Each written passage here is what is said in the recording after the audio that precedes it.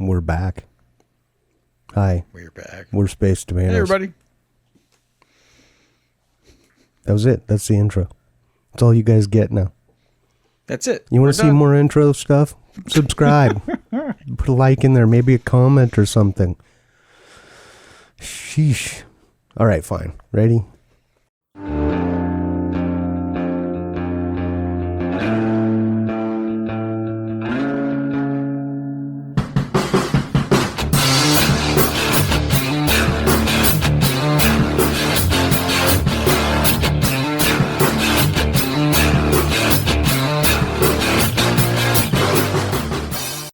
Welcome back to another episode of the Space Tomatoes podcast. We're glad to have you here. I'm one of your hosts, Havoc. And I am LX. Hello again. There you go. There's the intro Thanks for stuff. stopping by. See, you got it. You still probably didn't even subscribe. Just click the little thing. Click. It's done. We can one a week. That's it. That's all. We're not going to inundate you with a bunch of shorts or whatever. Just hit the subscribe. It'd be cool. I won't even email you. Unless you want that, then I can. Wait, I don't know how we would email them because we don't have their email. Oh, okay. Yeah, so they'd have to give us. They can email us. You could email us. What are our email addresses again, there, Alex?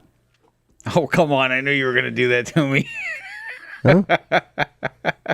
What was that again? I think it's havoc@spacetomatoes.net. Is that what it is? That's one. That's me. Yeah. Or LX@spacetomatoes.net. There you go. Hey. Hopefully you can spell both of those names. Right. His is a little tricky. Yeah, mine's got a K. Not a C. You got to figure out which one that is, on purpose. Though. And, you know, I'm just going to leave that alone. If that stumps you, better days are coming your way. And if you email Havoc, he will email you back a haiku of some kind of anything that you want him to. Any subject of your choice. I don't think that's a thing. I really don't. Oh, okay. That's not going to happen. No. But all right. I may send you one of my try. favorite quotes. How's that? There you go. Yeah. Yeah, and you don't know what that quote is. It's safe. It's not bad. I don't know. Is it the one you have on your email? Because I have that one. It is. Oh, then I have it. I know it. Well, you do. I don't know it by heart, but I know it. I've seen it. It's a very good quote. Good guy, Samuel Clemens. Also known as Mark Twain. Yeah. That guy. Yeah. He was pretty cool character, man. He wrote some You books. should start dressing up in like a white suit. Should I? Riding steamboats and stuff. Yeah. Yeah, it's a different kind of straw hat than I'm used to wearing, but all right. I can dig on that. Maybe they got a little accent like he allegedly had. I don't know. I never met him, but Yeah, neither did I. Yeah. Didn't have the chance. We were doing different things at the time, I guess. Yeah. never ran into each other. No, it's amazing too, right? You think about it. A lot less people back then, and you just would think you would have, but nope, didn't happen. Yeah, like everybody knew everybody, right? That's how that worked. Yeah, pretty much. Yeah. Like you ever run into someone and they're like, "Oh, really? I have a friend. Do you know so and so?" And you're like, I said I lived in North Carolina. And they're like, yeah. It's a state, I mean, it's not small. There's not a lot of people, but like I know 5, not, a million and some odd or whatever. I don't know that many people. So yeah, no, I've never heard of them. I mean, it's not quite as bad as somebody like running up to you and being like, "Hey, man," and then saying your name and be like, "It's been forever," and then you're like thinking in your back of your head, like, "Who is this?" Like, I have no idea who's talking to me, and you just kind of play along with it, like hoping to eke out a little bit of information to jog your memory and make you not look like a complete idiot. I am so terrible with names. Like, numbers, I'm golden. No issue. But with names, I am so very terrible with names that I've actually just gotten past that wall, and I'll just tell people, like, I don't know. I just don't remember you. I don't remember your name. I don't, sorry. I don't know what the hell you're talking about. You sure it was me? They're like, oh yeah, it was totally you. And I'm like, I mean, it sounds like me, but I just don't remember. Oh, well, blah, blah, blah. And, we'll talk and stuff and that's fine. But yeah, I'm so bad. I'll meet people like, for work or whatever. And I'll just let them know right off the bat. Yeah. I'm horrible with names, like terrible. And so I'll let them know, like, I'm probably going to ask you 3 or 4 more times in this meeting. How about faces? Are you good with faces? Yeah, fairly decent with faces. Yeah. All right. Yeah. So I'll know that I know the person most of the time. No clue. Like it's so bad. I've literally had people tell me their name and then I'm not kidding you. 20 seconds later, it's gone. It's just gone. You have to use it in a sentence like 2 or 3 times. Well, heard that so works. I've tried that. I've tried the mnemonics. I've tried all sorts of stuff, and it just doesn't stick. And I actually went through a course with, it's like a very well-known company that does things like this, and I went through a course with them. And at the end of it, I'm like, okay, so this doesn't work for me. And part of it was they would have people, do something online and, they would tell you their name like 3 times or whatever. And when it came to me, I can only remember one person's name. And now I can't remember for certain what the column number was, but it was like 39AC, 39A9 was a column behind them. And so I'm like, I don't know the guy's name, but I can tell you it was 39A9 that was behind them.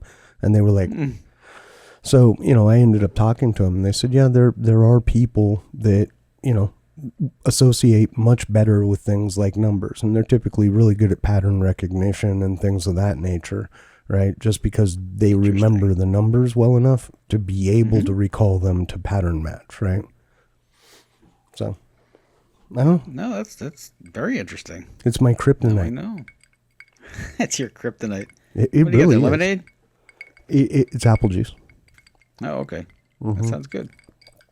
Oh, it's Chilled apple juice? It's very tasty. I like my apple juice on ice in a nice crystal glass. It's very good. Yeah. You seem a lot happier when you have a little bit of apple juice. It's the simple things in life, Yeah. Nice. Yeah. Did you do the Costco thing today? Did not. Okay. We waited for it to rain. So we've been doing stuff around inside the house and we've had this storm coming up and pushing and it's probably 10 miles from us. And it's been just like in a solid wall where it keeps pushing up against that wall and it's like inching towards us. And I'm not kidding by inching.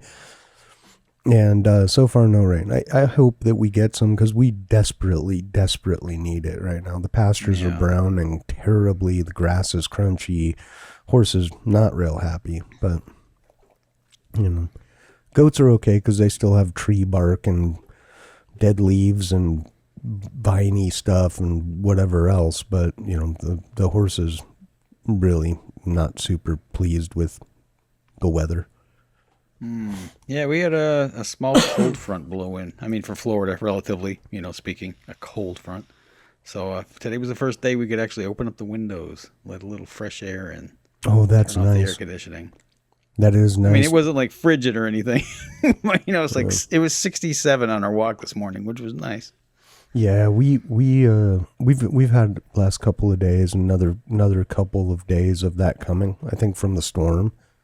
And we were able to open the windows on the first night, but then this cloud cover rolled in, and one of the things that just bums that whole thing is 70 degrees out, but it's very high humidity. Yeah, and that's no good for opening. I don't want my walls dripping. No, all right. The cats loved it. They because they're inside cats, but they get to go out on the patio when the doors open up, and they think they're wild hunters of their feral nature comes back. Right. I keep telling my wife, we should just let Bowski out on the porch, the screened porch. You should. It's all screened in, right? Yeah, but she's worried he's going to go through the screen. And I'm like, nah. He'd be all right. Yeah. All he would ever want to do is come back in the house. If he were to get out, I'm almost 100% positive that cat would be sitting outside the door screaming bloody murder. Let me in!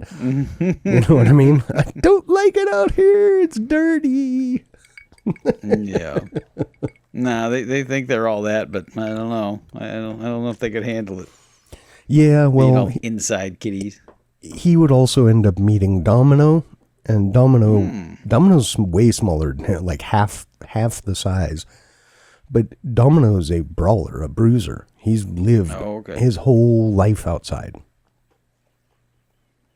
So he's not, he's a nice cat for the most part, but like he gets in tussles with what our neighbor has, I guess cares for some cats. And we get a lot of feral cats out here. People are just messed up. They literally will take their pets, like kittens, and just dump them out here. Like, same with dogs. Really? Yeah, people all, I say all the time. It's not like it's happening on a daily or a weekly basis, but, I hear about it several times a year. People come across, or see someone down in a car. They're out in the country, and they toss out, a box or something. And in the box is a bunch of puppies. Nice.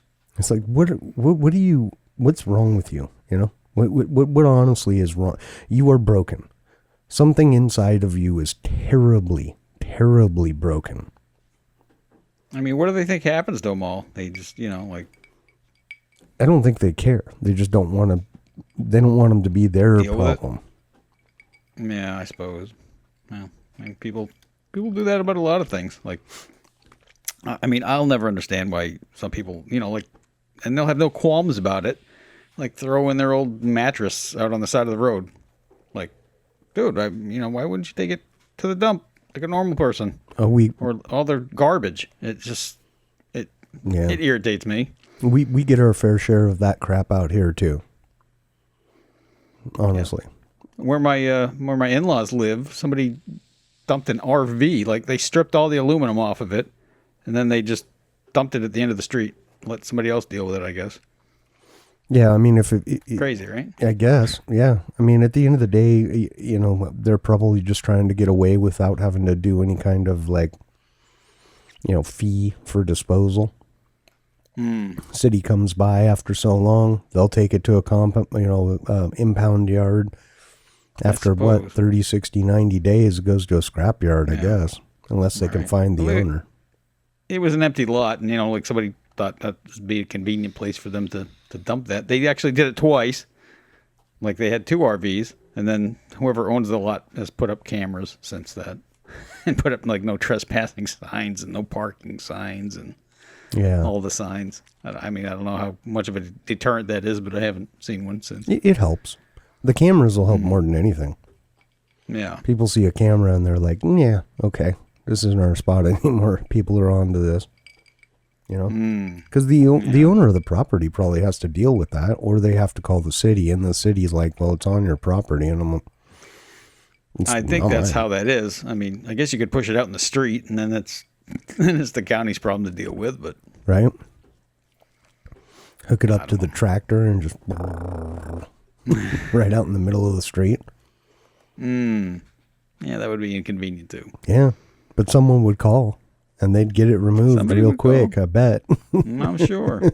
Whereas if it was parked on the side of the street nicely, it'd probably take a week, 2 weeks to even get there. Yeah, I don't know who actually hauled it away. It just kind of wasn't there anymore. Probably the city, unless it was the owner and just went, fine. Yeah.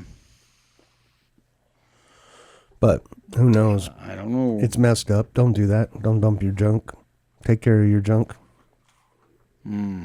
It's an important thing. And your dog poop. Pick it up. You can take your dog on a walk, and they're going to poop. Pick up the poop. Put it in a receptacle somewhere. Don't be leaving that stuff for other people. It's not cool. It's uncool. Yeah. Don't poop on the sidewalk yourself. That's very rude. If you're going to do that, pick it up. Take it with you. Put it in a receptacle. That's all I'm going to say. Probably a bad idea in the first place, but at least pick it up, take it to a receptacle. Okay, we're off that. Puppies. Puppies again, right? It's always puppies. That's the default right there. Straight back to puppies. We're still waiting to hear about the puppy thing. Really? No news. No news yet. It's been months. Well, I mean, I guess it's, dogs only go into heat every 6 months or so. So I guess we're kind of waiting for the next. So so so they don't even have a pregnant female yet. No, not yet. I see. Okay. But it's not just like a random mating of two random dogs. Like they have the pen hip X-rays and all that stuff. So they're yeah, sure. Yeah. And that's that OFA certification and all that stuff, all that just stuff. to make sure. Mm-hmm. Yep. And that's critical stuff. I mean, it really is. Mm-hmm. It also means you're getting a puppy from a reputable breeder, and they're not a puppy mill. Yeah. No puppy mill That's exactly is going to pay for that kind of stuff. It's just not going to happen. Because they won't pass. So, I mean, we could have a dog tomorrow, just not, it's one of those, tossing the dice kind of thing. That's a bad idea. Yeah. So, anyway, we have a history with the guy we're dealing with. Yeah, and that's a good thing, right? I mean, if you can stick with your breeder, if they can't, assist you, or they're, getting out of that business or retiring or whatever, talk to them about other reputable breeders. They usually are partnered up, or at least on good terms with, a number of other breeders that are like-minded. True enough. That's what, eventually we'll end up doing as well, because the breeder for our Rottweiler is no longer breeding, right? So, but there are other people that she's recommended, so. That's good. Well, hopefully you won't have to worry about that for a long time. Fingers crossed, knock on wood, man. Very long time. I mean, we did have the thought for like half a second. Maybe we should get a Malinois because they live longer, but. Are you crazy? Yeah, a little bit. Are you actually no, I mean like actually crazy? Come on, man. It's just like a German Shepherd, right? No, it's not.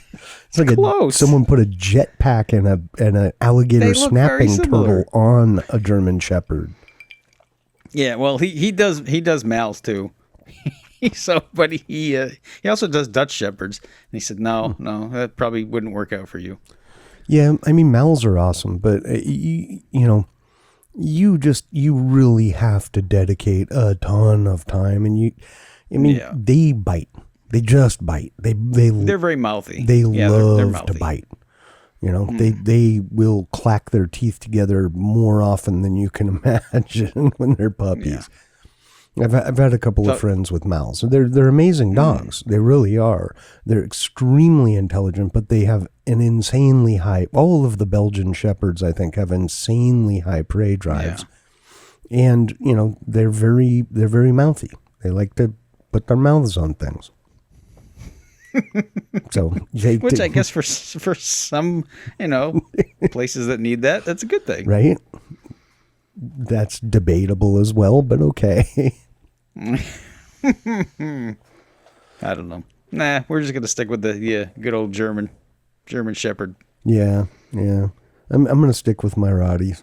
I just absolutely adore that breed. It's perfect for me.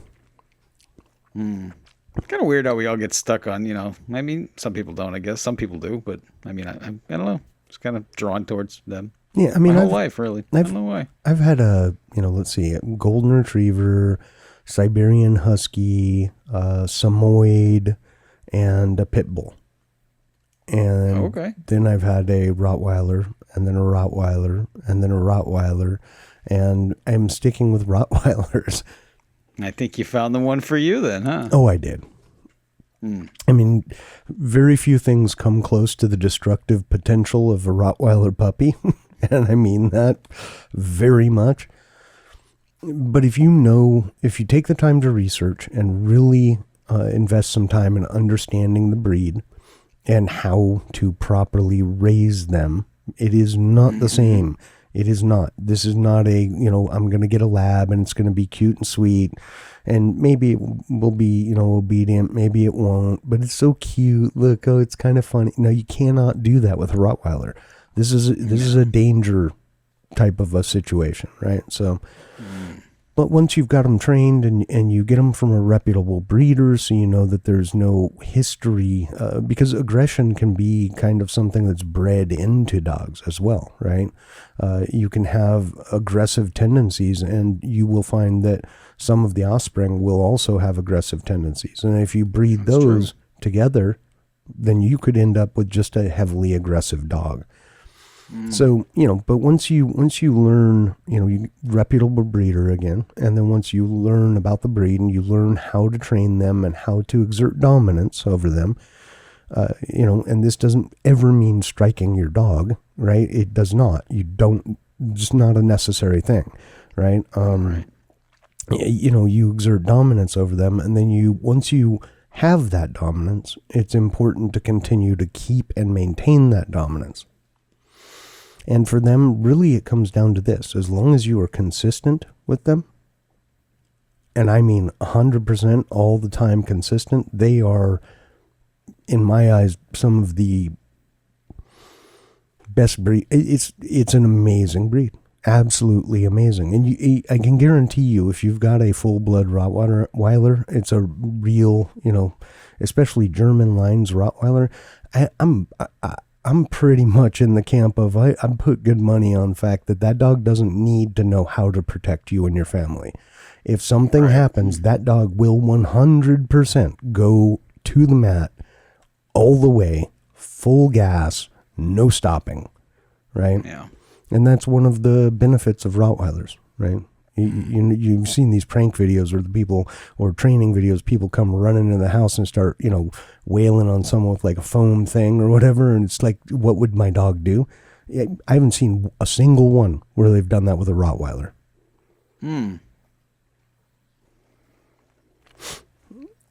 I mean, I know mine, right? Like we have to introduce people to her slowly, right? She needs to decide to come up to you. And then once she does and you make contact, then she'll be your friend, right? She's all on board. But if we don't do that, I know for a fact my dog will exhibit aggressive tendencies towards other people because they aren't part of the pack. They haven't, nobody's formed a place for them in the pack. This is an outsider, and that's all it takes. So it's kind of a cool thing. Yeah, no, it's important to be able to recognize those things and be able to handle those situations ahead of time. Oh, absolutely. For sure. Absolutely. Get some more of my homemade apple juice over here. Apple juice. Yummy.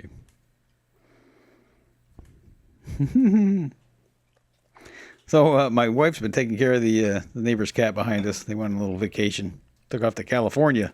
Oh, really? Yeah. Well, that's They're all nice. stomping grounds. I don't know where. Somewhere out there. All right. Yeah. So she's been taking care of their cat. He's a big boy. He's probably 20 pounds. Oh, He's an geez. indoor-outdoor cat. Short hair? Yeah, just a regular old cat. Really? Regular old big cat? Is it fat cat? Big cat. He's a big boy. No, he's muscular. Really? Yep. He's like one of these meme cats. It's all yoked. Like Kind of. comes walking up like a bulldog or something. You're like, dang, dude. Kind of. Like he likes to go up on his roof and he jumps down and he jumps down on the cover for their jacuzzi, like that foam stuff. Man, you can hear that stuff in our yard, like dunk. He's pretty loud. Hilarious. This is the guy in the back. Yep. Awesome. Yep. Yeah. Cool Yep. guy. She had to message him today. Apparently his pool's turning green. We don't really know much about pool care. It happens so this he's time like, of year. the chlorine's under here. You can dump some in there. Yeah, ours turned a little green. I'm remediating that situation, but it's too cold to get in at this point. Yeah. So it's not something I'm going to worry about. A green pool can be rectified next spring. Yeah. That's kind of what you do. I just checked his the other day. It was, I think it was like 87 or 88 degrees, the water in there still. You're kidding. No. I mean, unless the thermometer's wrong, but that's what it was saying. Ours is like 70. A little difference. That is cold, believe it or not. Yeah. It doesn't seem like it. Like a 70-degree day, oh, it's nice. T-shirts, fine. A 70-degree pool is cold. Very cold. It feels cold at first. That river we went kayaking in, that's 72 all year round. Mm-hmm. And that feels pretty chilly when you get in there. I mean, we didn't really go in it, but yeah. Yeah, in a pool, if you sit in a 70-degree pool, you're gonna want to get out. You are. Like, 80, 78, 80 is, I'd say 80 probably is about the lowest I ever want to see a pool temp if I'm going to be in it. And even that, it better be hot out. Because 80 degrees, I mean, we're 18 and a half degrees over that. So it is constantly leaching heat from your body. And you're not able to replenish it because most of your body is in the water. So. That's true. Damn. Then you got like the older lady who used to live next door to us. They got a pool heater on that thing. She used to keep it at like 95 or something. It was like a hot that's a tub in jacuzzi. Yeah, exactly. Yeah. It was nuts. I kind of like it. For me, the perfect pool temp is about 86. 86 is about perfect. It's just comfortable. It's cool enough, but it's not like shocking. It's comfortable. Yeah, it's a perfect temp. So the neighbor behind me, he doesn't have a pool heater, but his wife loves the pool. But when it's a little cooler, like right before the season starts, what he does is he gets those big black like contractor trash bags, and you can like let them float on the surface of the pool. Oh yeah, dude, it works. It's like a heater on that thing. It just I mean, I guess if you live in a sunny climate. Yeah, I thought he was kind of full of crap at first, but he's like, no, it works good. They actually make sure enough covers. They're called solar blankets. Right. And what it is like a pretty heavy duty. I want to say it's like 6 mil, and it's got bubble wrap. Yeah, that's what I was gonna say. They look like little bubbles, right? Yeah. And you put those over there, and then it kind of floats on top of the pool. It keeps the heat from evaporating, right? Yeah. That's not what I was trying to say. Not evaporating, but you know what I'm saying. Like the heat transfer. Yeah. Yeah, exactly. Evaporative cooling. That's it. That's what I was trying to say. Okay. Not heat evaporating. Kind of saying. Right. Evaporative cooling. It keeps the evaporative cooling from being, the whole surface of the pool, but maybe just a little bit around the edges. And then it allows sunlight in, right? And it makes a pretty huge difference. You can probably get a good 6 degrees of temperature rise just by putting one of those on there. Nice. Yeah, it also helps with actual evaporation, which is a real thing, right? If you've ever had a pool, there's like this constant, I got to go fill the pool, right? Because it gets low and then the skimmer's not working and then you're going to damage your pump because of cavitation in the pump where air gets into the water flow and you hear it kind of go whoo, and all that good stuff. Yeah, we used to take care of the one next door before they moved. It was because they lived up north 99% of the year. But yeah, the whole filling the pool up was a thing. It is. No leaks. It's just evaporating, right? So I could have sworn there was leaks in there, man. That thing, sometimes it would just go down to like quickly. Yeah, especially in the summer. In the hot, when the sun is, when you've got kind of the summer track for the sun and it's coming up early and it's just hitting that water all day long, it's just evaporating, right? So it's pronounced because you've got a very large volume of water, but it's in a cylinder, right? So it's evaporating fairly quickly. And yeah, we've seen it. I've had to probably fill like every 4 or 5 days in the summer. Yeah, wow. Yeah. Well, and then you've also got the weekly at least weekly back flush and rinse, right? So you have to back flush your filter unless you have a cartridge filter. We use a sand filter. Okay. And so all the chud gets kind of trapped up in the top layer of sand. And then you back flush, and what it does is kind of push the water the other way through the filter and pushes all that crap out, right? And then you rinse it, which basically just rinses the sand and pushes it back down, but also filters it back outside of the pool, so that when you go back to filtering, it doesn't push all the sand and stuff into your pool. Yeah. Neat. Yeah. Pools are pretty interesting to think about it. They're like total chemistry experiments. Yeah, my wife would like a pool, but yeah, after seeing some of the repair bills for the neighbors, like when stuff goes wrong, no thank you. I'm good. I'm good not having a pool. Yeah, I mean, it depends on a lot of things, right? But in general, like a typical above ground pool, you guys would have to cut your trees down. That's the biggest thing. Yeah. You've got way too much shade, which you want where you live. Way too much shade in your backyard to put a pool. Now, your front yard, you could put a pool in, but I imagine the neighbors in the city and everyone else would be like, you can't do that here. Yeah, no, unfortunately, I think we're probably going to have to cut that tree down in the back. That was kind of just like a little, that cherry laurel thing. I don't think they lived that long. I mean, it grew fast, but I think it's probably going to have to go. You should put a big oak tree up there. Oh, that would be nice. And I know a place where you can get a lot of acorns. I mean, we have a nice oak tree. In November. But they just don't grow that fast. Nice oak tree. Mm-hmm. Or hickory. Yeah, I'll come back in 50 years. It'll be good. Yeah, but it'll last a few hundred. I mean, so there is that. I mean, that's the sad part. They're putting all these developments in. Man, when they go in there, they just scrape it. Cut it. Right down to the nothing. Yeah, at least when they built these houses around here, they cut out enough space for the house and left some trees.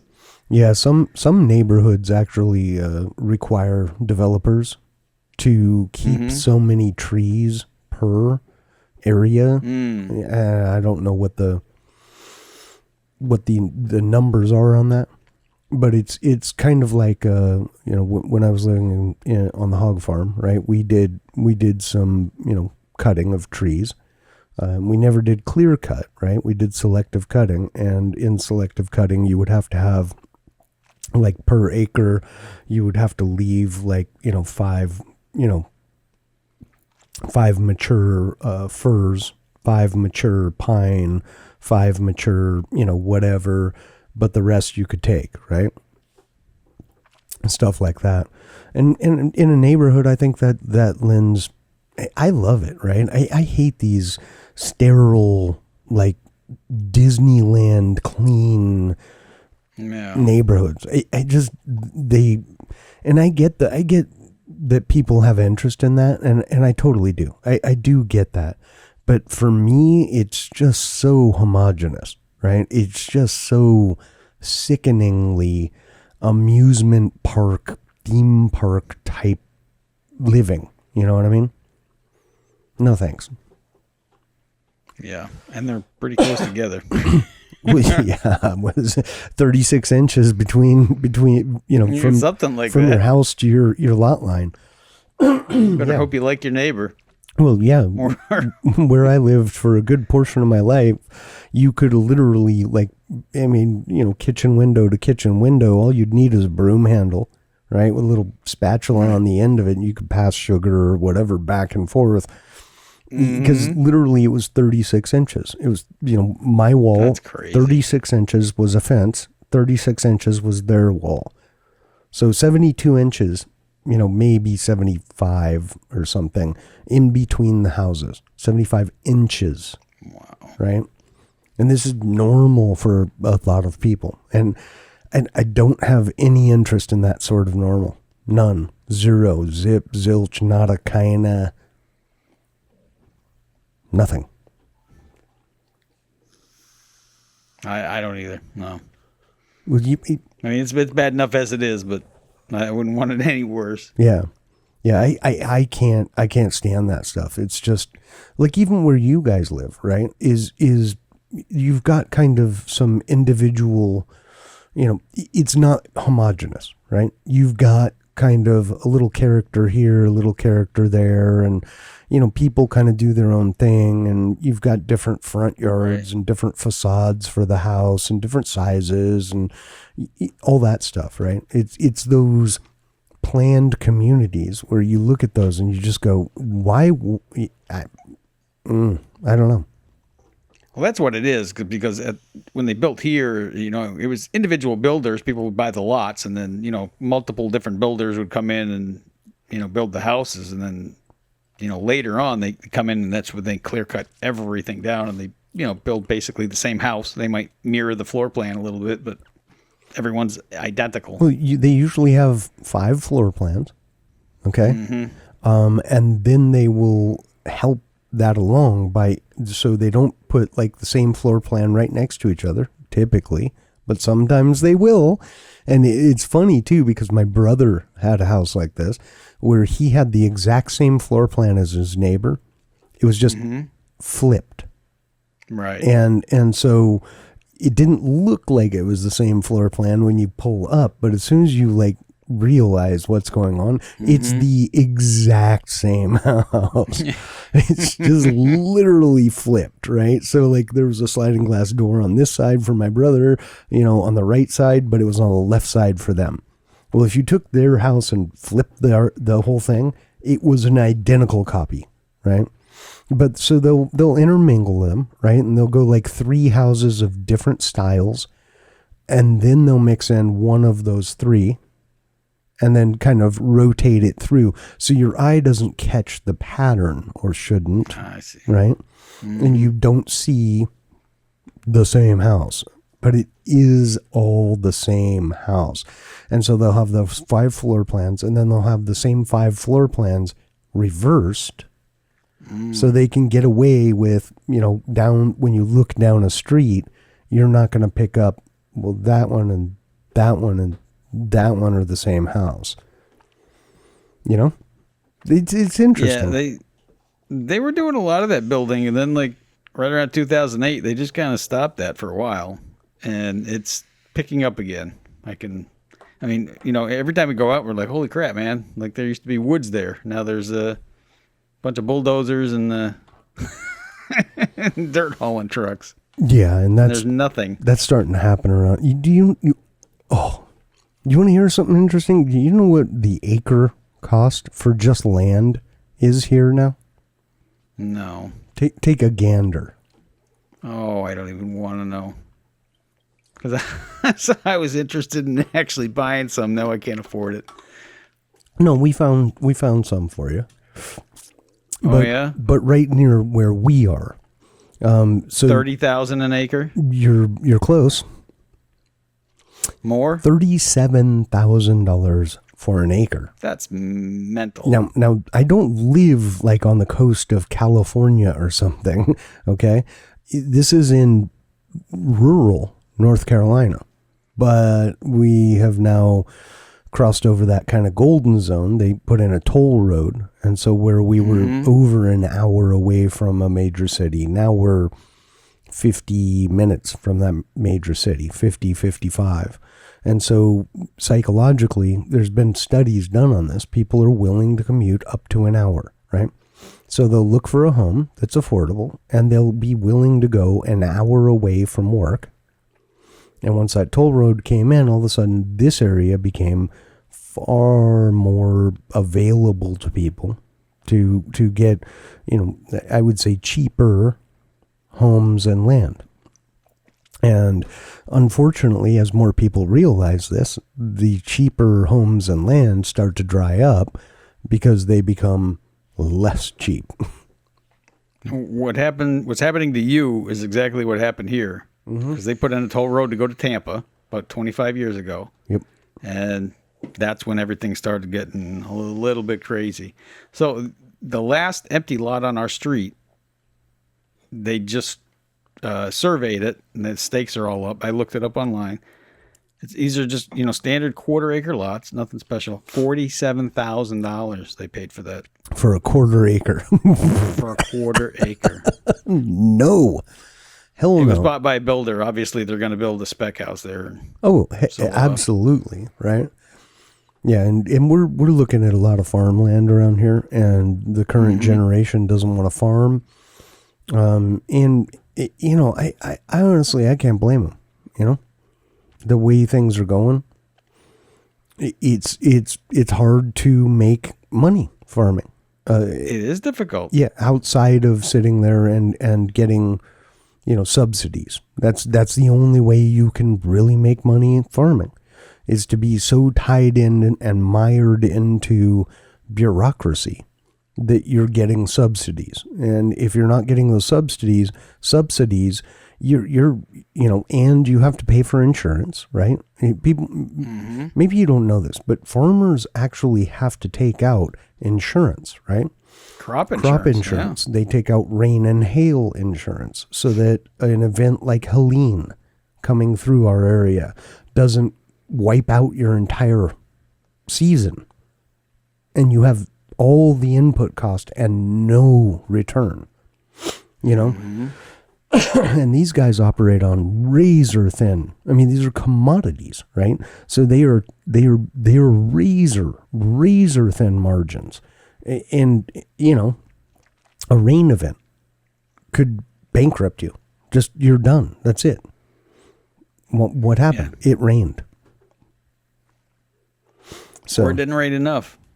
Right? Or, as we're doing right now, it didn't rain enough. Or someone decides to get into a trade war and your soybeans just don't get sold anymore because they go, well, screw you, then we'll buy them from somewhere else. Yeah, or your buyer decides, we're not buying them from you anymore because we don't like your country anymore. And that's kind of what screw you, and we're going to stick you with them. That's kind of what I just said. Yeah. Yeah. And the neat part about that is then we get to make up that deficit by paying for that.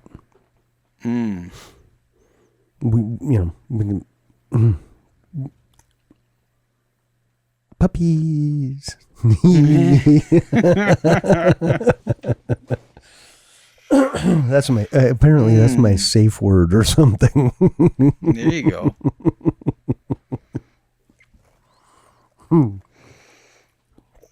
Take a sip of that apple juice. Missed it by that much. You remember that show? No, what is that? You don't? Maxwell Smart? Get Smart? No, before my time. No. Your childhood sucked then. It was more like Knight Rider and the Dukes of Hazzard. Yes, your childhood. Well, Dukes was good. Damn Dukes. The A-Team. The A-Team I watched. I just saw a thing with T. Oh, yeah? He was being interviewed, and I want to say it was Donahue, but I don't know who it was. An old time. Oh, so it's an old interview. Well, yeah. And they were asking him, because he legally changed his name to Mr. T. And he's like, so, is that your real name? And he goes, if Pope John Paul II came in here, would you be asking him what his real name is? And he's like, well, he goes, well, I changed it. So my name is Mr. My middle name is the dot in between them. And he goes, my last name is T. And he goes, I did this to command respect. My first name is literally Mr. So if you address me, you will call me Mr., which is a command of respect. And I was like, that's actually pretty interesting reasoning, right? And it had an undertone of the era's socially accepted speech, I guess. Yeah. He's got to be getting pretty old, huh? Oh, I have to imagine. He was probably in his late 20s when I was single digits or something. He's 73 years old. Mm-hmm. Yeah, okay. So not quite. Well, yeah, right around there somewhere. Maybe not quite. Yeah. Yeah. He was in pretty good shape back in the day. Yeah, he's almost 20 years older than me. Yeah, he was in pretty good shape. You know who's in amazing shape still to this day? That's right, you. Oh, no. You sexy little beast, you. Jeez. No, who's in good shape? Mike Tyson, man. Oh, yeah. Have you seen that? That guy is shredded for his age.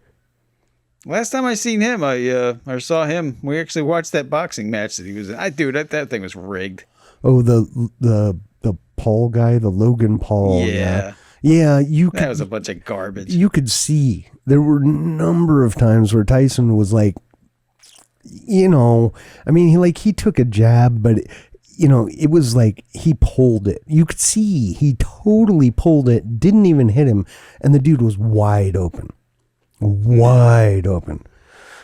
I just, and maybe this is fantasy. Maybe I'm wrong on this. I'm not an expert, but I really think that was just so rigged, right? I mean, so rigged. So I don't know. I mean, I'm not a boxing expert either, and I never watch that stuff. You just happened to have it on that night, but yeah, it didn't seem legit. It was rigged as.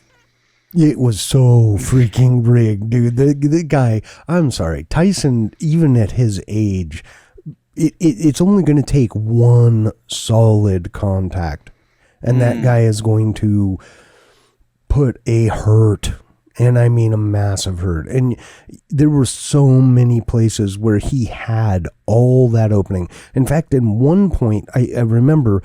he was, the Paul guy was in guard, kind of, like guarding his face, and Tyson kind of like just, gave him a couple of little pats, little taps on the side.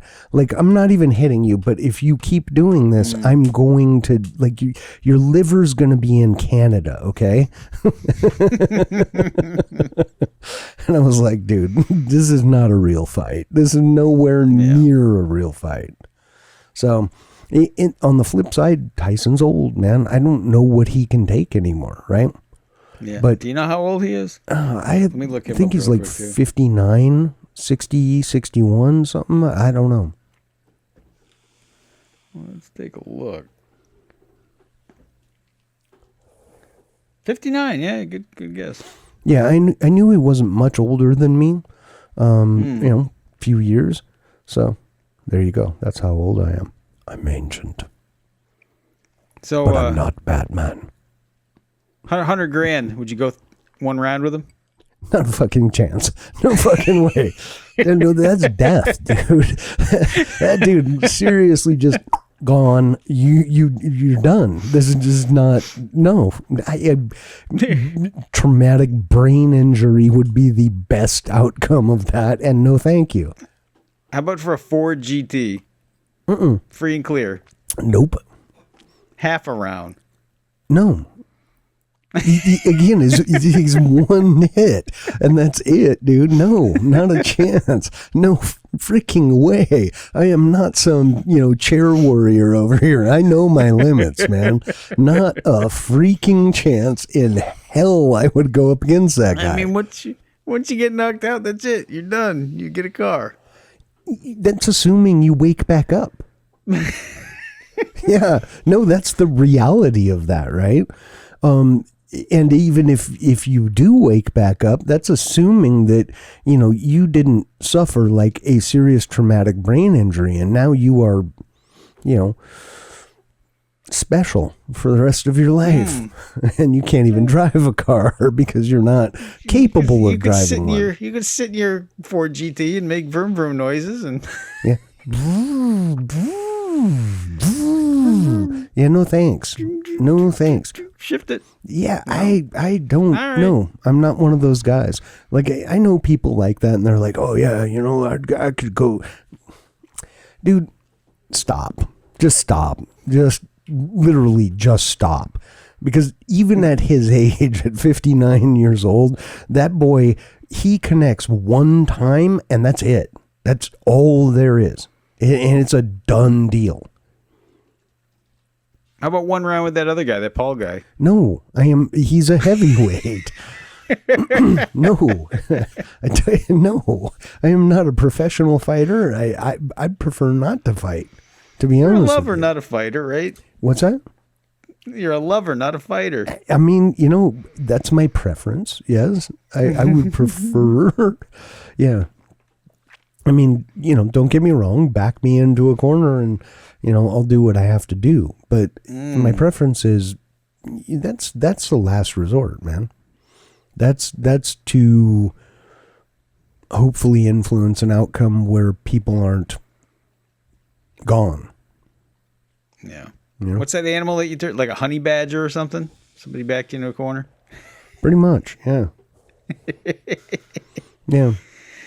Back me into a corner, and yeah, it gets different. It gets a lot different. Until I'm there, I'm going to choose every route available to me to exit.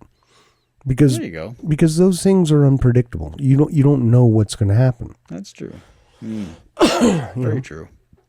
Very true. You'd be the toughest guy on the block until, the guy you're facing pulls out, a knife. And next thing you know, you're leaking.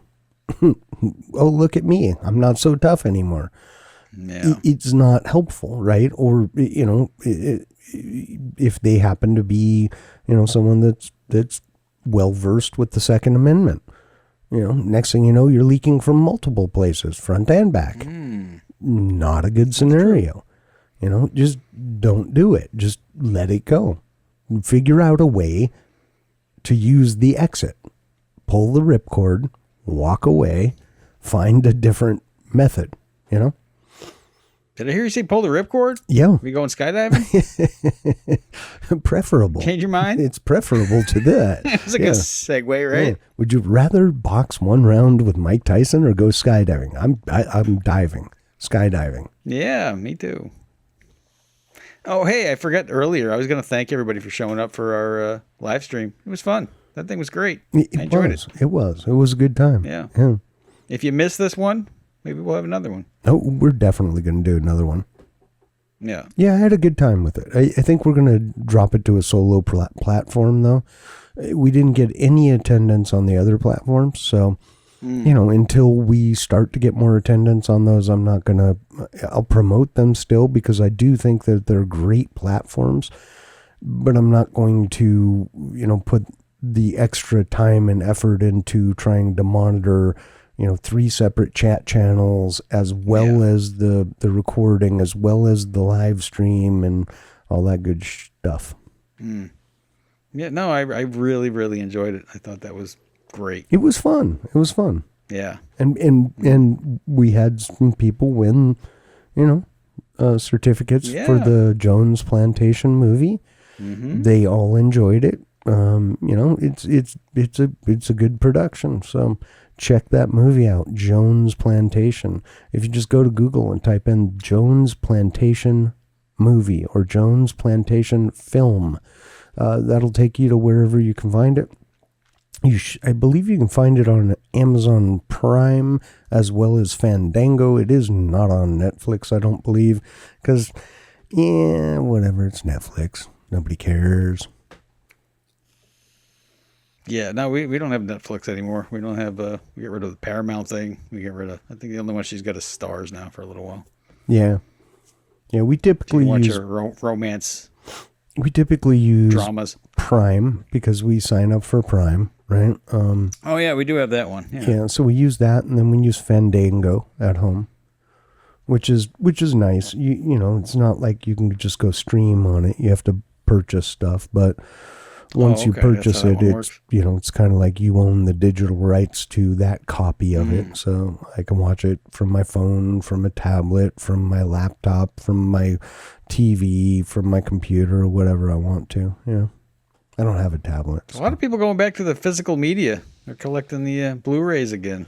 I really badly want a DVD player for things like that. I've got some old DVDs that I would like to watch, Yeah. I have my favorite movie on DVD. What's that? What? It's a little disc. Movie? It's same size as a CD. You can actually play them. I'm asking what your favorite movie is. Oh, Yeah, well, it's a good movie. Yeah, you should watch it sometime. You don't want to tell me. I don't want to tell anyone. It's, all right. Yeah, it's a little. It's not what you might think it is. So yeah, Like Willy Wonka and the Chocolate Factory or something. No. All right. No, I'll tell you this. It's a fairy tale movie. That's all I'm going to say. Titanic. It's No. Titanic. Titanic. You get that on VHS, though. Everybody had that on VHS. I did not. So I am not everybody. Every time you go to a yard sale or a thrift store, man, they got like 100 copies of that stupid I thing. never owned a copy of it. I did go see it in a theater, and it was a great movie. Oh, you did? Yeah. I did. It's pretty long. With a bunch of friends, and we had a great time. All But yeah, never had an interest in watching it again. Never had an interest in owning it. But I will tell you, I watched The Lord of the Rings, the entire trilogy, every Christmas. So I'm probably going to make a lot of enemies with this. I have never seen The Lord of the Rings. I've tried to watch it several times. Dude, I just cannot make it. Like, I'm like...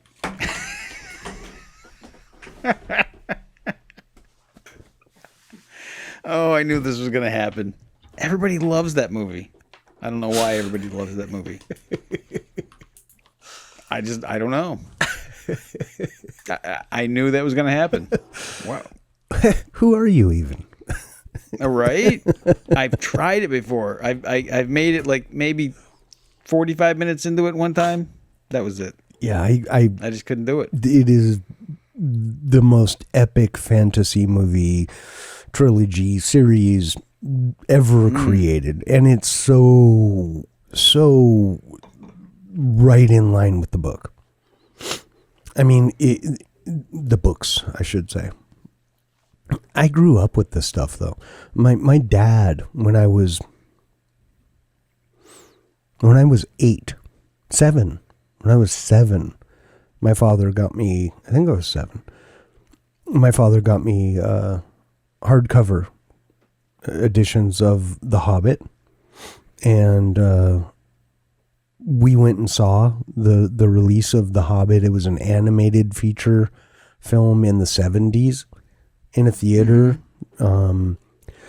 So for me, it was kind of, it was an early, childhood thing that I got turned on to. And I read very well when I was younger. So well above my age. And I thoroughly enjoyed the books, I should say. And never turned back. And then, they released another one at some point, and it was, and then this one came along, and it literally, I had very low expectations. I remember when the first Dune came out back in the 80s, was it? And I remember watching that, and I had read the Dune series. It was a travesty. I mean, it was the worst thing that ever happened. Like the books were mind-blowingly good. And then the movie came out, and it just like whitewashed over and skipped like massive areas. And you're like, you cannot possibly, like, you won't understand what's going on. And you didn't. And they put it into like some weird kind of flash, like, memory hole acid trip type of BS or something, try and like speed that through or something. It didn't work, right? Lord of the Rings came out, and it was one of those things where it's like, as well as The Hobbit, it's the book. It's the essence of the book. It's the story. It doesn't like it skips some areas, right? It's a movie, right? So it's not fully complete, right? But it is, without question, in my eyes, good enough to where if you have watched that, you have every concept needed and every idea needed for the entirety of that series. It's so well done. My understanding is who was it that did that? It's not James Cameron, was it? I have no idea. How many are there? There's 3 to The Hobbit and 3 to Lord of the Rings. Right? It's a total of like 26 hours of film or something like that. And that doesn't include the cartoon that you saw when you were a kid, right? No, this is just for That's the new different. ones. This is just for the new ones. And it's amazing. If you've never seen it and you have any interest whatsoever in fantasy type of stuff, this is fantastic. If you don't have interest in that, but you do enjoy reading, please do yourself a favor. And I do mean this, do yourself a favor and go pick up these works because they are amazing masterpieces. I mean, you have to realize this guy literally created languages for his books. And it's consistent throughout the whole thing. The Elven language is in there, the Dwarven language, Orcish is in there. You know, you've got all of these different languages going on, as well as an epic saga. I mean, it's just fantastic. Sorry, it's one of those things. It's epic. I mean, it really is. And if you understand the basics behind it and the history of our world and the timing of when this was all written, you should be able to pick up on the actual parallel for real world during all of this. Sounds interesting. Mm-hmm. Never really thought about any of that stuff. Yeah. Yeah, it's a very interesting thing. It's a very, very interesting, epic. Maybe I'll give it another shot one day. Maybe not. I don't know. We'll have to see. Well, when you come up to get the puppy, No guarantees. When you come up to the puppy, I'll like shackle you and tape your eyelids open. I'll Clockwork Orange style, and we'll watch it. Mm-hmm. And I'll That's explain another one it I to haven't you. seen. What? Yeah, I've never seen it. I mean, I've seen clips of it. What? Yeah, but no, I've never seen it. What? Okay, I thought my wife lived under a rock. Dude, I'm just not a movie guy. You, sir. I don't know. Sir? Like, I've seen Back to the Future a couple times. This explains why you're not a movie guy. Yeah, what's that other one everybody always talks about? Like, it's the best movie. Citizen Kane. Never seen it. I tried to look it up one time. Like, I couldn't find it anywhere. Like, to stream it. So, but I've like every comment on the internet is like, Citizen Kane's the best movie ever made. I don't even know what it's about. You want a really good movie? Old movie? I think Charlie Chaplin, actually, but it's not Charlie Chaplin acting. I want to say he was producing part, but I'm not positive on that. Was it? I think it's called A King in New York. Oh, that's a good one. That's right up my alley. Not without a passport. Never seen that one either. Surprise, surprise. I'll send you a clip. I'll send you a clip later. All right. You'll be like, okay, I get it. Yeah, no, like, so most of the movies I watch, they end and I think they're not very good, and like they end horribly, and I hate it. Oh, Lord of the Rings actually ends fairly well, right? It doesn't complete. Again, it's a book, right? So you've got, I don't even know what it is, probably 1,600 pages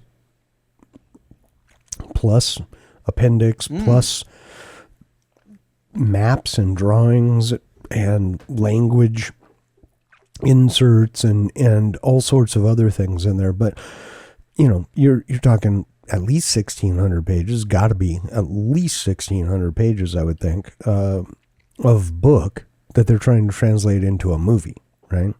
They're not, you're never going to get, I mean, you could, but then you'd take that series from, 26 hours to probably about 60 hours, and, all but the diehards would likely lose interest. Yeah. So there's only one book? No. There's okay. 3 books for right. Lord of the Rings, and there's 3 books for The Hobbit, I believe. Maybe it was 2 books for The Hobbit. There's There and Back Again, and then there's oh, it's been so long.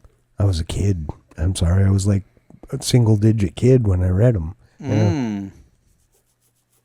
I remember book report, 5th grade book report. And they're like, well, what do you want to do your book report on? And I had changed schools. And my previous book report was on, no offense, but I found it to be a terrible book. It was just not, it's a work of art. It's actually literature that is timeless and it's wonderful. But I as a young child, young boy growing up, did not find it to be that interesting or amazing. And that was Little Women, right?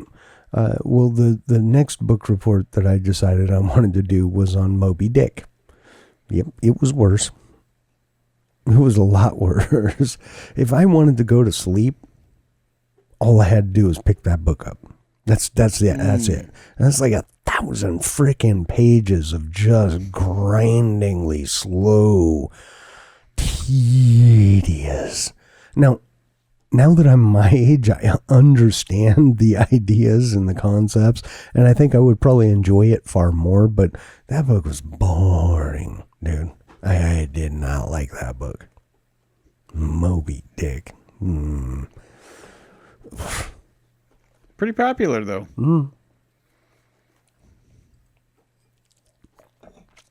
Call me Ishmael. Now, I don't think I'm going to call you at all. I'm going to just put you down. And you're just going to collect dust on a shelf somewhere because nobody wants you. Is there a movie about that? Which? Books that nobody wants? Moby Dick. Oh. Is there a Moby Dick movie? Should be, right? Probably. I don't know. Probably not a good one, though. Yeah. Again, how do you take 1,000 page of... The thing about that is the writing is really the thing that brings that book home, right? The storytelling is there. It's just... I found it tedious, right? There's just a lot of insane description and character building and things of this nature. And a lot of this is just waiting. Right. And it's this guy going through his own brain on, this whole thing about this whale, right? This illusory whale that he's trying to get, the white whale, and I think I'd probably enjoy it more now, but I did not enjoy it then. So the following year I chose Ernest Hemingway's The Sun Also Rises. I have probably read that book 12, 15 times. I absolutely love that book. Absolutely love that book. That one always brings me to tears at certain points. It's magical literary artwork in my eyes. So you probably wouldn't even appreciate it if I got, like, for your birthday, like a first pressing of Moby Dick or something for you, huh? I mean, come on now. Yeah. Well, yeah. But don't do that. Come on. Seriously. Yeah, no. Yeah, I would. I actually had a first edition copy from my father, and unfortunately I was young and dumb, and if you don't pay your storage bill on time, they sell everything for you. But they only sell it for enough to cover your storage expenses, and they don't care. Yeah. And so first edition copy of Uncle Tom's Cabin, gone. And that was something that I really did prize, as well as my Mimi's crystal decanter and brandy snifters was a beautiful set. Emerald green, crystal. It was just gorgeous. It was gorgeous. It stinks. The rest of it was junk. Well, you know what? Yeah. At the end of the day, hopefully someone else came upon those things and probably treated them better and did more for those items than I would ever have at that age. You'd hope so. I would. It's kind of like my 1959 Mercedes that I gave away. I couldn't do, I got it for a steal and then found out why. Gorgeous vehicle. The entire dashboard was a single piece of carved wood. Every window was carved wood all the way around. Every window. Yeah. It was a thing of beauty, right? It was a 1959 220S, I believe is what it was.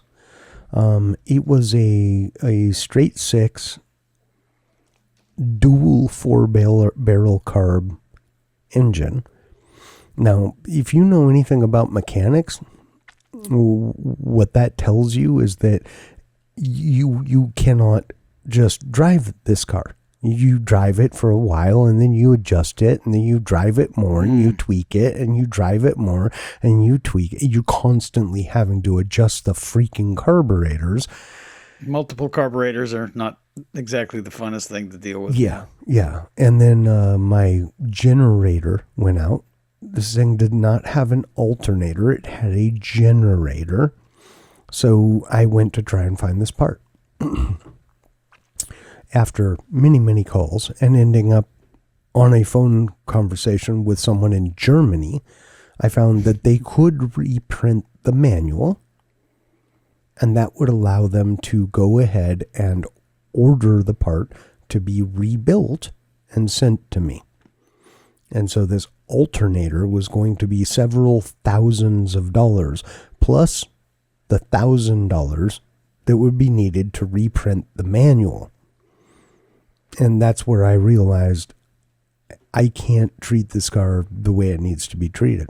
No. I mean, it was gorgeous, absolutely beautiful. It was, I mean, you would have loved this thing. You really would have. You would have just been like, wow. I mean, it's, kind of bubbly and stupid looking, but when you start it up, man, it was, it purred. And it had go. For a car, a big sedan of that size and that much weight behind it, because it's all steel back then, right? There's no we put aluminum here. No, there's freaking steel everywhere. The bumper was steel, right? And they used to make it pretty good back then. Oh, it was beautiful. But, I couldn't take care of it, so I ended up giving it away. I was like, I would rather have someone take it that can make use of it and actually do something good with this vehicle. Like, this should be a showpiece for someone. It should be a collector's item in someone's garage somewhere that, once a year gets, it gets started on a regular basis and run, but, once a year it gets taken to a car show and that's it. And it driven, for a few miles on a parade or something. It was just gorgeous. I mean, literally the dash, the entire thing was a single piece of carved wood, with cutouts around the, speedometer, the odometer, it was freaking gorgeous, man. I'm like, this thing it was beautiful, absolutely beautiful. Felt headliners. It was just classy, I guess. Just classy. No, I got a little bit of trivia for you. I was just watching this thing. That's why I'm thinking about it. You know what a Bugatti Veyron is, right? Yes, I sure do. Yeah, so they go like 200 fast. miles an hour. Yeah, right. So this guy bought one of these things. He was going to bring it in for an oil change. Do you have any idea what an oil change cost in one of those cars? I'm going to guess probably about $2,700. $30,000. No. 27 hours of labor to take the back end of the car apart, and it has 16 separate drain plugs to drain the oil out of, and you have to use very, very specific oil and the oil filter, which is very expensive. So it's approximately $30,000 to service that. And you have to do it every 2,000 miles. I mean, things, honestly, it's basically an F1 car. It basically is. I mean, literally, you're talking about a vehicle that it's ridiculous, right? I mean, like it is capable of going with a flying jet, kicking an afterburner. It's quicker on a quarter mile. Yeah. So the tires, right? So they have to have special tires that go over 200 miles an hour, right? If you get one damaged, you can't just buy one replacement. You have to buy a whole set. Yeah. And the set of 4 tires cost about $38,000. Yeah, I actually, so not as bad as that, but when I had my Cobra, the same thing, right? I had Z-rated tires that were on that. And if you damage one, you don't, I mean, you can, but these tires aren't mushy enough to be able to take the tolerance difference between a tire that's got 10K miles on it and a tire that's brand new. And so when you have a problem with one, all the tires need to go. And it was like, oh, and I remember those days. Yeah. Z-rated back in the tires, 90s, I had no joke.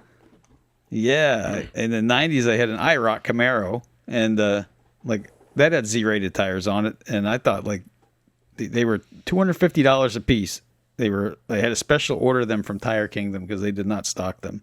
And I thought, like, dude, it's $1,000 for a set of tires. I thought that was outrageous at the time. Yeah, mine were $450 at the cheapest I could find them, each. Yep. Each. Yeah, it was crazy. Yeah, I did not drive around construction sites in that vehicle.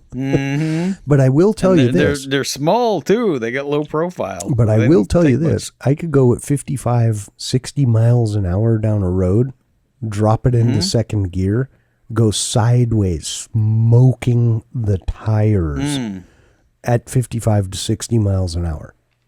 Yeah. So, okay. We had fun. Nice.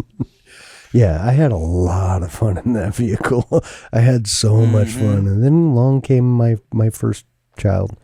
And the car seat and what they considered a back seat in that vehicle didn't align. So I had to get rid of it.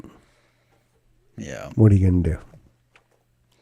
Yeah, I don't know. The YouTube algorithm's been throwing all these car things, so like I don't know why I find it entertaining that these people are calling in. It's just a bunch of car dealers fielding calls from people looking to buy, most of which have horrible credit and no money to actually buy a car with. Oh, good, even better. But they'll call in with like the one guy. He was looking at a Dodge Hellcat, and he the guy asked him like, "How's your credit?" And he said, It's good, man. I got a solid 450. Solid 450. So he's looking to buy an $80,000 car with, like no money down and no credit history. Well, and I've got a solid 30% interest and a freaking 120-month loan for you at that's what $1,200 right? a month. How do you like that? That's exactly what happened. Sign me up.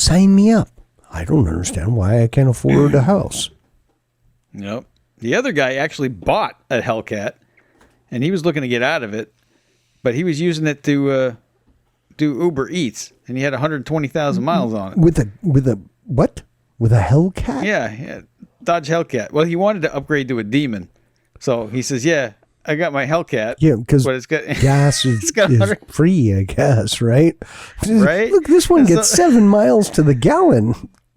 And so the car dealer suggested that maybe you just keep your Hellcat, maybe just get something like a Honda or a Toyota that you could do your delivery job in. And he just wasn't wanting to hear that.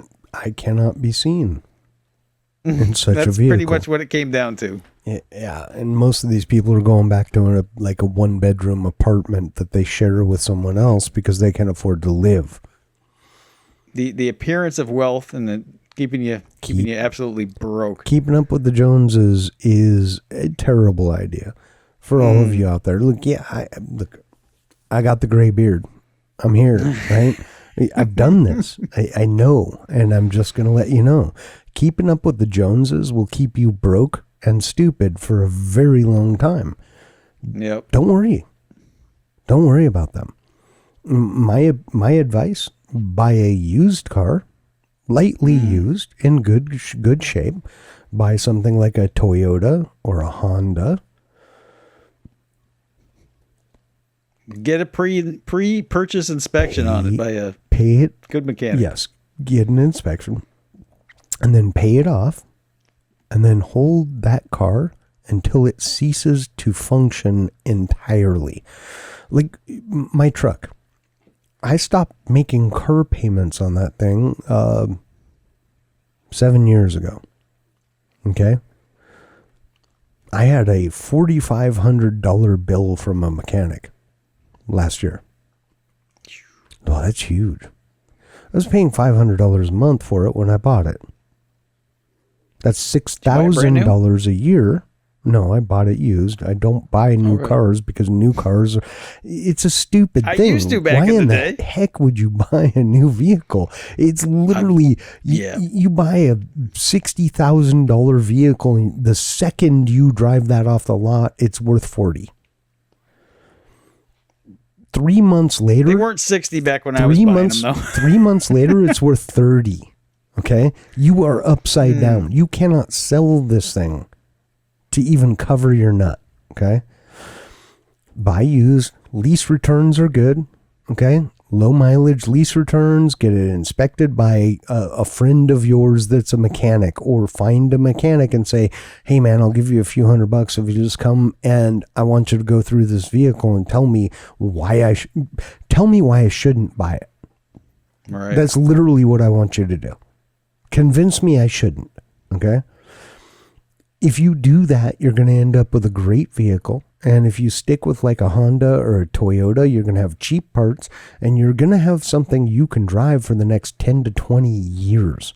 Okay. Save that money. You don't need a fancy vehicle.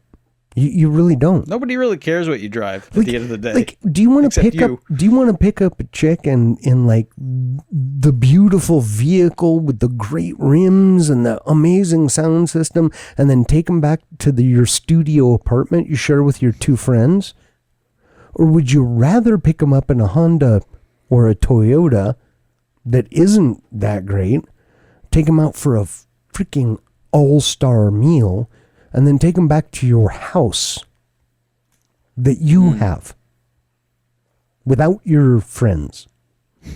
Which one do you think you would rather do? Okay? Like, use a little bit of the nugget power you got. You're endowed with it. Use it. Okay? You don't need a new vehicle. New vehicles are for rich people and people that are too stupid to know that they shouldn't do this. That's my opinion. Now you're sounding like Dave Ramsey. You watch that guy? No, but it's a reality. This is like the worst investment of your money you could ever make. Like literally, it's like going to a strip club and making it rain. You got nothing except a lot lighter on your pocketbook. That's it. Fair enough. Now, I learned my lesson. Dude, I used to get a new car like every year. It was terrible. I was an idiot. I've never done that, but I was in the lease. Like freaking revolving door for a long time. I've never leased a vehicle. I always thought that was a ripoff. It's no worse than buying a new one every year there, guy. That's true. Because I never had to come out of pocket. I just roll into a new vehicle by turning I mine didn't either. in. I was a double idiot. I'd turn roll over that negative equity. I came into my lease with zero down and got my lease, and then I turned it in and got a brand new car, and it worked out. But honestly, again, why are you throwing money away?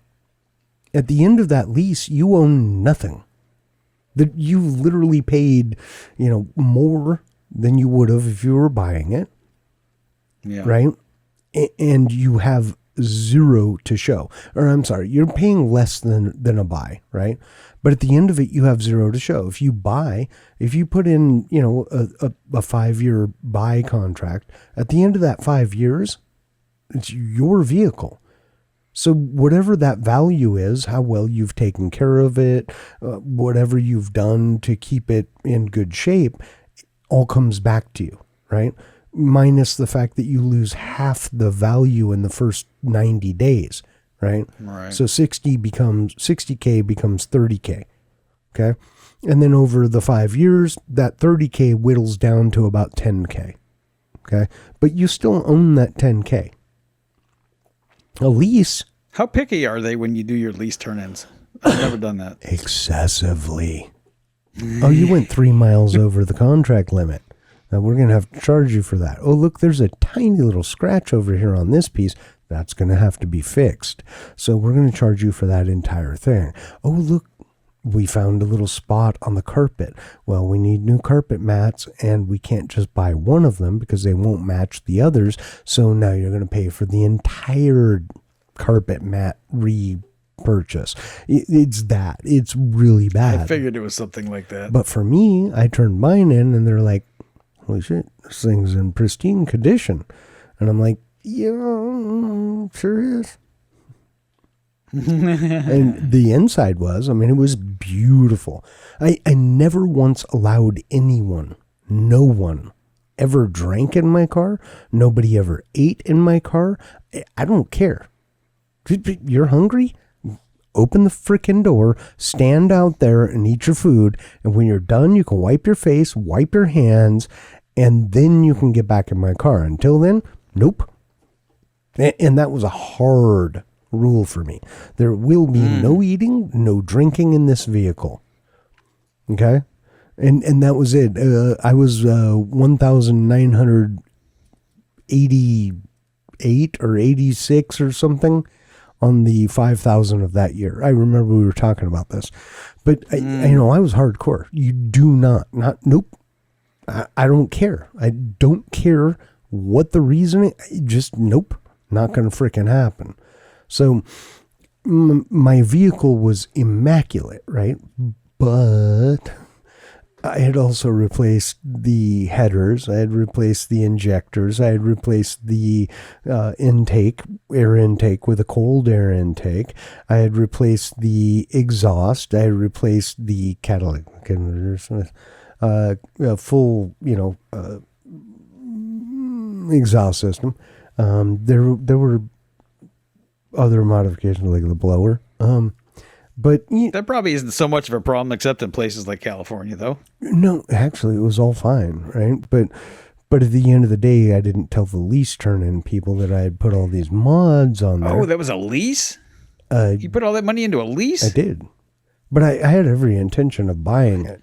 But at the end of the day, I had a kid, and then I was like, yeah, it doesn't make any sense to buy it, right? So I turned it back in. It was kind of funny because there was a like a 19-year-old kid with his mother there, and I came rolling in and I parked it up, and he's like, "Oh man, this thing's amazing," and I'm like, "Oh yeah, it's a sweet car." He goes, "Oh, you bringing it in for service or what?" "Oh no, I'm turning it back in." He goes, "What?" I'm like, "Yeah, it's a lease." "Seriously?" I'm like, "Yeah." And his mom's over and is like, I'm like, "Oh yeah, it's in great shape. I've taken great care of it. It's an amazing mechanical health. I've got all the receipts for it. Everything's great. It's pristine. Nobody's ever eaten in it or drank any beverage in it. So there are no spills. None. Like, I mean, the thing was pristine inside. I had it cleaned weekly, whether it needed it, wanted it, or anything else, right? I had all of the leather interior conditioned weekly. Like, this thing was pristine. I was very anal retentive about my vehicle. But it also would do 9.6 on a quarter mile. So anyway, this little kid is sitting here thinking this, and then the sales guy's coming out and he's like inspecting. He goes, "All right, it looks great, man. We're going to go ahead and sign it off." And he signed off the paperwork because he didn't pop the hood. right? Didn't see the blower, Yeah. didn't see the cooler and cold air intake, didn't see any of it, right? But you know, the whole time I'm telling this kid, I'm like, yeah, man, I mean, it's, you know, here you go. It's, you know, it's going to be cheap. It's a good deal. I mean, it's a good car. It's primo. It's in good condition. And the guy looks at me, the sales guy, and he goes, "Are you trying to kill that kid?" Yeah, right. And I'm like, "What?" He goes, "You cannot. We won't sell this to that young man." And I'm like, "What?" Oh, I hadn't even thought of that. Like, yeah, okay, a 19-year-old behind the wheels of this thing, probably a very, very, very dangerous and bad idea. But I hadn't even thought about it, right? Hadn't crossed my mind. Yeah, he needs a Honda or a Toyota. There you go, Honda or Toyota. There you are, right? That's it. There's your apple juice gone. It is, and we're about 90 minutes in, which is about an hour and a half for those that can't count minutes. Just in case, you know, some of us are more ape-like than others, and myself included. Right? It just, you know, monkey brain. That wasn't meant to be like a bad thing. That's just this solid psychological thing, like whatever. Anyway, hey, we appreciate you coming back. We appreciate you watching us for another goofy episode. I mean, you got two pretty good looking dudes on here, and it's not harmful for your eyeballs or anything. And, you know, I don't know, we talk about a lot of nonsense, but I hope you enjoyed it. Remember, you can find us on YouTube, Spotify, iHeartRadio, Podcast Addict, Podcast Bean, X, and on Telegram. And you can go to Telegram anytime. Just open a browser. Open browser, type in the field t.me/space-tomatoes, and you'll get right to us, baby. And you can sit there and chat with us, share memes, download the episodes, and have a good time. And remember, no matter where you are, no matter when you're listening to this, I hope you have an amazing day. Good job on the outro. See you, everybody. Peace.